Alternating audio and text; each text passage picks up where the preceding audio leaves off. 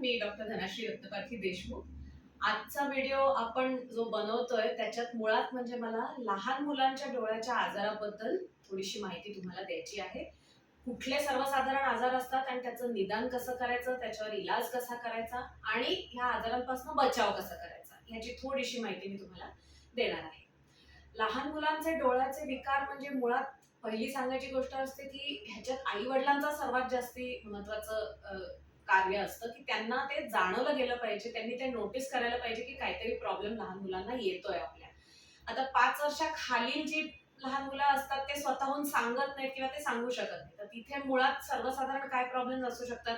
मुलाला वस्तू पकडता येत नाहीये किंवा मुलाला लांबचं दिसत नाहीये कारण की तो येता जाता आपटतोय भिंतीवर, किंवा असे काही काही त्याला दिलं खेळणं तर त्याला पकडता येत नाहीये.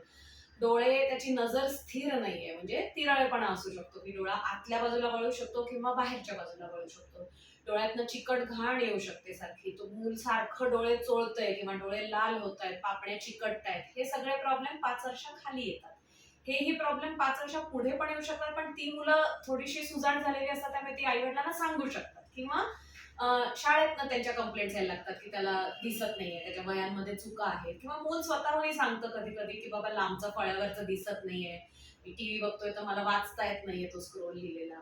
तर हे कुठलेही प्रॉब्लेम्स तुम्हाला जर का आढळले मुलामध्ये, तर लवकर जाऊन तुमच्या डोळ्याच्या डॉक्टरांना दाखवलं गेलं पाहिजे हे. कारण त्याचे परिणाम पुढे जाऊन आपण जर का त्याच्याकडे दुर्लक्ष केलं तर त्याचे परिणाम वाईट होऊ शकतात. तर ह्या सगळ्या ह्याच्यात सर्वसाधारणपणे लहान मुलांना जर लांबचं कमी दिसणं किंवा जवळचं कमी दिसणं हा सर्वात कॉमन प्रॉब्लेम आपण म्हणू शकतो.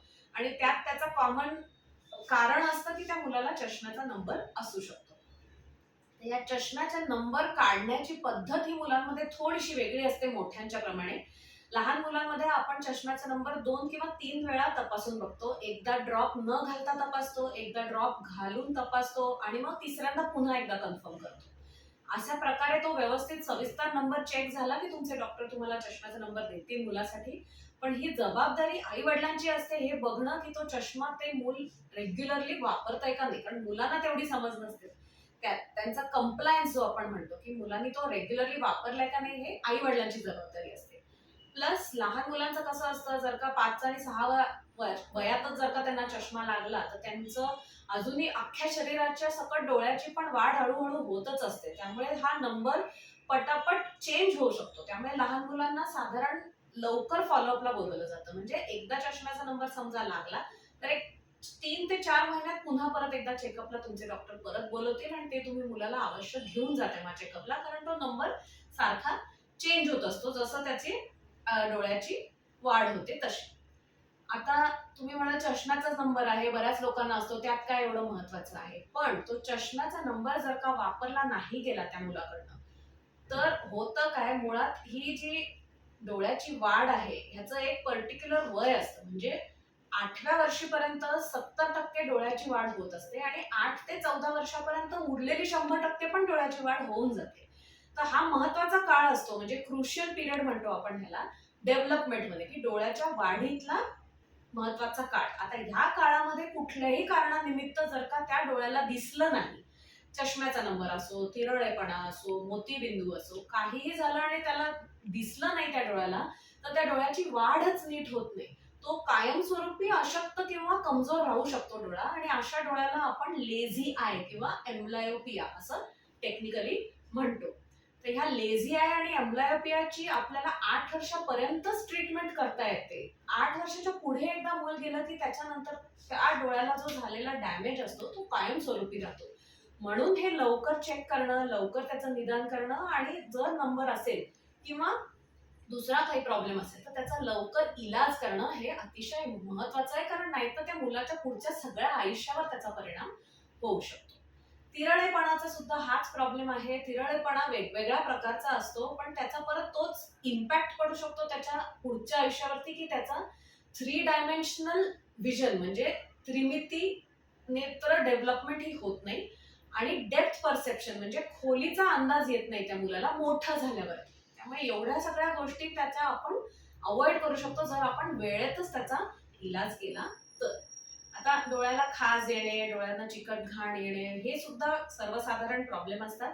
त्यामुळे हे प्रॉब्लेम सुद्धा तुम्ही त्याच्या त्या वेळेला जाऊन त्याचं जर का ट्रीटमेंट करून घेतली तर पुढे कॉम्प्लिकेशन्स आपण म्हणजे जे पुढे होणारे वाईट परिणाम आहेत ते आपण वेळेतच अवॉइड करू शकतो.